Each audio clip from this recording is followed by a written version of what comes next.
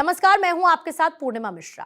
हमारे खास प्रोग्राम क्या कहते हैं नरेंद्र मोदी में आज आपको सुनवाएंगे प्रधानमंत्री मोदी का वो ऐतिहासिक भाषण जो उन्होंने 6 मार्च 2012 को मुंबई में दिया। मोदी जी ने अपने भाषण में कहा कि आज गुजरात की बिजली कंपनी इस पूरे देश में अकेली ऐसी कंपनी है जो प्रॉफिट में है। आज गुजरात सौर ऊर्जा के क्षेत्र में वर्ल्ड कैपिटल बना है और अगर हम उचित ध्यान दें तो चीजें बदली जा सकती हैं और गुजरात इसका सबसे अच्छा उदाहरण है। तो जब मैंने गुजरात में कार्यभार संभाला था तब हमारा स्टेट रेवेन्यू डेफिसिट स्टेट था। 6,700 करोड़ रुपीस हमारा रेवेन्यू डेफिसिट था and today we are a surplus state.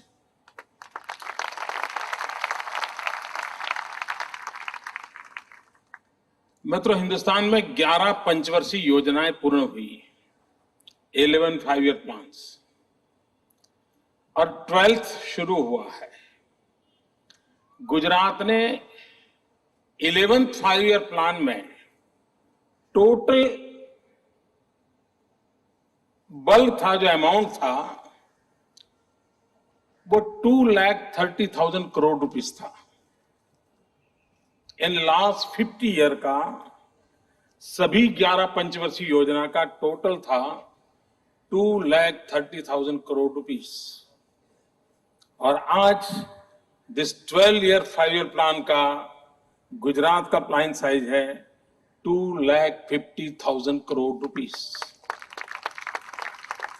आप हिसाब लगा सकते हैं कि 50 साल का टोटल और ये 5 साल का टोटल, यानी इससे अंदाज आ सकता है कि किस प्रकार से हमारा विकास की ऊंचाई हो रही है, किस प्रकार से हम आगे बढ़ रहे हैं। मुझे स्मरण है जब मैं मुख्यमंत्री बना तो लोग मुझे मिलते थे तो मेरे से एक बात मांगते थे कि मोदी जी कुछ करो लेकिन कम से कम इवनिंग के टाइम खाना खाते समय तो बिजली दो, डिनर के समय तो बिजली मिले, इतना करो। ये मांग थी मेरे राज्य में और भारत की जनता वैसे बड़ी संतुष्ट है, ज्यादा कुछ मांगती नहीं है। वहां से हमने यात्रा प्रारंभ की and we are only a state in the Gujarat in India कि जहां 24/7 365 days 3-phase uninterrupted power is available to each and every village.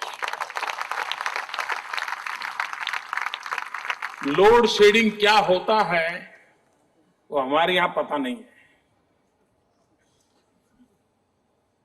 मित्र, पूरे देश में बिजली आती है तो खबर बन जाती है। मेरे यहां बिजली जाती है तो खबर बन जाती है। मुझे बॉक्स आइटम आता है दूसरे दिन अखबार में कि मोदी बड़ी बड़ी बातें करता है लेकिन कल शाम को 5 मिनट बिजली नहीं थी, ऐसा खबर बन जाती है। देश के अन्य भागों का हाल यह है कि लोग बैठ के हैं ट्रेन में जाते चर्चा करते, यार पिछले मंगल को हमारे यहां आई थी, तुम्हारे आई थी क्या? ये हाल है देश का। यानी 2000 मेगावाट मेरे यहां डेफिसिट था, उसके बावजूद भी हमने कुछ इनोवेशंस किए, कुछ चीजें बदली और परिस्थिति पलटी। मित्रों, हमारे देश में सारे इलेक्ट्रिसिटी कंपनियां स्टेट ओन कंपनीज हैं, लाखों करोड़ों के घाटे में चल रही है। जब मैंने कार्यभार संभाला तब मेरे राज्य में मेरा electricity company per year 2,500 crore rupees deficit था। Per year 2,500 crore rupees. अब हम नए नए आए थे, हमें भी लगा हमें भी जनता को कुछ देना चाहिए, तो 900 करोड़ हमने और जोड़ दिया। हमने स्कूल के लिए कुछ बिजली माफ कर दी, किसानों के लिए कुछ इलेक्ट्रिसिटी ड्यूटी माफ कर दी, ऐसे कुछ इनिशिएटिव लिए। उसके कारण 900 करोड़ रुपए का बोझ हमने डाल दिया, यानी टोटल डेफिसिट हो गए 3,400 करोड़ रुपीस। मित्रों, मैं आज गर्व से कहता हूं कि हमने जो इनिशिएटिव लिए, आज गुजरात की इलेक्ट्रिसिटी कंपनी पूरे देश में अकेली एक कंपनी ऐसी है कि जो प्रॉफिट करती है। 3,400 करोड़ रुपीस डेफिसिट से आज करीब 700 करोड़ का प्रॉफिट करने वाली ये कंपनी है। 2001 में हमारे पास जितनी बिजली थी, आज हमारे पास डबल बिजली है। बिजली में हमने हमारी इस कंपनी को 7 भागों में बांटा।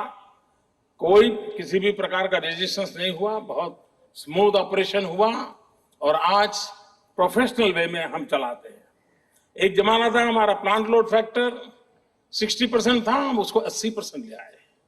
हमारा ट्रांसमिशन लॉस करीब 35-37% था, हम उसको 17-20% के ऊपर ले आए। यानी टेक्नोलॉजी का उपयोग करते हुए। और इन दिनों आपको जान के आनंद होगा, जिसमें सबसे ज्यादा आनंद इस कम्युनिटी को जल्दी होता है, 10 साल में टैरिफ में एक नया पैसा नहीं बढ़ाया।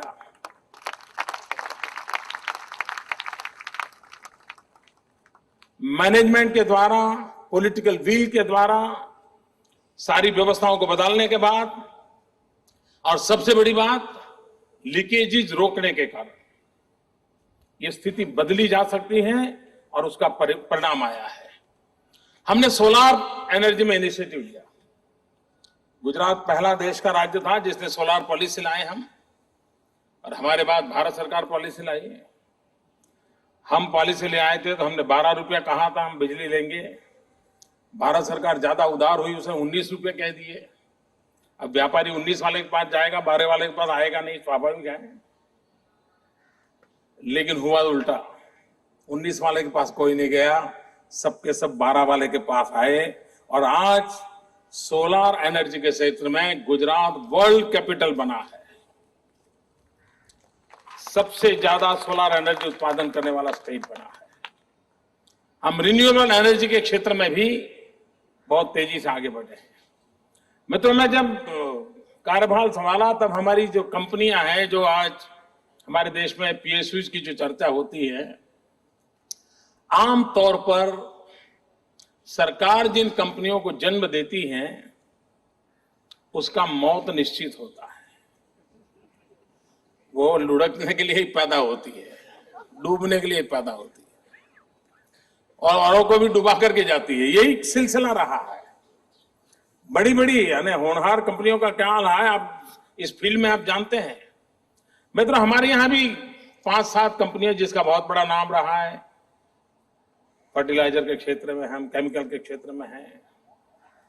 2001-2 में जब मैंने कार्यभार संभाला, ये सारी कंपनियां घाटा कर रही थी। सरकार की तिजोरी से उनको पैसे देने पड़ते थे। हमने इन सारे विषयों पर ध्यान केंद्रित किया और हमने तय किया, नॉर्मली हमारे देश में 2 अप्रोचेज रहते हैं। अगर पीएसयू लुढ़क जाता है तो या तो उसको डिसइन्वेस्टमेंट करो या तो उसको ताला लगा दो। हमने एक तीसरा मॉडल दिया। हमने कहा कि न हम उसको बंद करेंगे, न हम उसको बेचेंगे, हम उसको प्रोफेशनलाइज करेंगे, हम उसको कॉर्पोरेट प्रोफेशनलिज्म की ओर ले जाएंगे। और उस नए तरीके से हमने मैनेजमेंट को बदला, टेक्नोलॉजी को बदला। और आज मित्रों, मैं गर्व से कहता हूं कि हमारी सभी कंपनियां जो अपने जन्म से आज तक जितना प्रॉफिट नहीं करती थी, उससे 4 गुना प्रॉफिट सभी कंपनियां करती है। उन हमारी कंपनियों का 2001-2 के अंदर शेयर बाजार में हमारे शेयर इतने गिर करके कहीं 22 रुपया, 23 रुपया, 17 रुपया तक आ गए थे। आज वो 400-500 रुपए के करीब करीब चल रहे हैं। आप कल्पना कर सकते हो मित्रों, चीजों को बदला जा सकता है। ये जो हमारे यहां सोच बनी है कि भाई डूब गए सो डूब गए, अब कुछ होना नहीं है, वो स्थिति नहीं है। चीजें बदली जा सकती है। And Gujarat is the best example. मित्रों, एग्रीकल्चर सेक्टर हमारे देश में 4% एग्रीकल्चर ग्रोथ के लिए पिछले 20 साल से सभी सरकारें टारगेट तय करती हैं, कोशिश करती है, लेकिन हम अभी तक 4% एग्रीकल्चर ग्रोथ को अचीव नहीं कर पाए। This is the reality. Gujarat is the state जहां हमें 10 साल में 7 साल अकाल रहता है। मेरे पास नर्मदा के सिवाय और कोई नदी नहीं है जो 12 महीना पानी देती हो। मेरा राज्य ऐसा है कि जिसका बहुत बड़ा हिस्सा रेगिस्तान है और उधर पाकिस्तान है। तो आप कल्पना कर सकते हैं कि मेरे राज्य की हालत क्या है। लेकिन हमने रेन वाटर हार्वेस्टिंग का एक अभियान चलाया, मास मूवमेंट चलाया, लाखों की तादाद में चेक डैम बनाए, पानी रोकने की कोशिश की। And Gujarat is only state कि जहां 3 मीटर से लेकर के 13 मीटर तक वाटर टेबल ऊपर आए हैं। पूरे देश में वाटर टेबल नीचे गए हैं। We are only exceptional state कि जहां 3 मीटर से 13 मीटर तक वाटर टेबल ऊपर आए। और आपको जानकर के खुशी होगी कि हिंदुस्तान का एग्रीकल्चर ग्रोथ 2%, 3% बीच रहता है। गुजरात जो कि कभी एग्रीकल्चर के मैप पर नहीं था, हमारा एग्रीकल्चर ग्रोथ है 11%। और एक साल का नहीं, पूरे 10 साल का एग्रीकल्चर ग्रोथ 11% है। ये अपने आप में बहुत बड़ा मिरेकल है। हमारे यहां, मुझे याद है 2001-2 में जब आया, मेरे यहां 23 लाख बेल्स कॉटन प्रोडक्ट होता था। This year it is 1,23 lakh. और मेरा दुर्भाग्य है कि आज ही भारत सरकार ने कॉटन एक्सपोर्ट पर प्रतिबंध लगा दिया। मैं समझता नहीं हूं क्यों निर्णय ऐसा करते हैं और किसकी भलाई के लिए करते हैं, हमें समझ नहीं आता है। दुनिया में जो बायर्स हैं वे भारत के साथ कभी जुड़ेंगे नहीं। उनके मन में सवाल उठेगा कि जिस देश की पॉलिसी में कंसिस्टेंसी नहीं है, साल में 2 महीना प्रतिबंध लगा देते हैं, 6 महीना खोल देते हैं, तो दुनिया का कोई देश हिंदुस्तान में बाय करने के लिए नहीं आएगा। अब हमारे प्रधानमंत्री इकोनॉमिस्ट हैं, लेकिन मैं समझ नहीं पा रहा हूं ऐसा निर्णय क्यों हो रहा है। आज मैं चौंक गया और एकदम से उन्होंने फैसला कर दिया कि कॉटन एक्सपोर्ट पर प्रतिबंध लगा दिया गया। मेरे गुजरात के किसान को पिछली बार उन्होंने 3 महीने के लिए कॉटन एक्सपोर्ट पर प्रतिबंध लगाया था। मेरे गुजरात के किसान को 14,000 करोड़ का घाटा हो गया, 14,000 करोड़ रुपीस। इस बार क्या होगा कहना कठिन है। और इससे किसकी भलाई होगी? मैं नहीं मानता हूं कि हिंदुस्तान के डोमेस्टिक टेक्सटाइल इंडस्ट्री को कोई बड़ा लाभ होता होगा। और विश्व में आज हिंदुस्तान के कॉटन की मांग बढ़ रही है और हमारा कॉटन एक्सपोर्ट नहीं हो रहा है, तो क्या स्थिति बनेगी, किसानों का हाल क्या होगा, इसका हम अंदाज कर सकते हैं। कहने का तात्पर्य है कि मित्रों, गुजरात ने एग्रीकल्चर सेक्टर में भी बहुत बड़ी ताकत दिखाई है। मित्रों, मिल्क प्रोडक्शन में हमारा इस 10 साल का मिल्क प्रोडक्शन का ग्रोथ है 60%, 60%। 60% इंक्रीज होना मिल्क प्रोडक्शन में अपने आप में बहुत बड़ा अजूबा है। और मित्रों, ये चीजें अचानक नहीं हो रही, बहुत केयरफुली चीजों को हमने काम करना पड़ता है। मेरे यहां कैटल हेल्थ कैंप लगते हैं, साल में 3,000 में कैटल हेल्थ कैंप लगाता हूं। और कैटल की हेल्थ की इतनी केयर करते हैं हम कि आज मेरे राज्य में 112 डिसीज जो नॉर्मली कैटल को होते थे, टोटली इरेडिकेट कर दिए, टोटल इरेडिकेट कर दिए। मित्रों, हम लोगों ने सुना होगा कैटरेक्ट के ऑपरेशन, इंसान का कैटरेक्ट का ऑपरेशन सुना है। पूरी दुनिया में Gujarat is only exceptional case. मेरे यहां कैटल का कैटरेक्ट ऑपरेशन होता है, मेरे यहां कैटल का डेंटल ट्रीटमेंट होता है। इतनी बारीकियों से चीजों को चलाते हैं, उसका परिणाम है कि आज व्हाइट रिवॉल्यूशन हम लीड कर रहे हैं। आज अगर आप सिंगापुर जाएंगे, वहां चाय पिएंगे, मैं दावे से कहता हूं उस चाय में दूध गुजरात का होगा। मित्रों, जो हम एग्रीकल्चर सेक्टर में नहीं थे, आज यूरोप में जाएंगे, भिंडी अगर खाती है तो मैं दावे से कहता हूं वो भिंडी मेरी बारडोली से एक्सपोर्ट हुई है। आप अफगानिस्तान जानते हैं, अफगानिस्तान में टमाटर खाते हैं तो टमाटर मेरे गुजरात का होगा। मित्रों, हम इस प्रकार से आज एग्रीकल्चर सेक्टर में अपनी जगह बना ली है।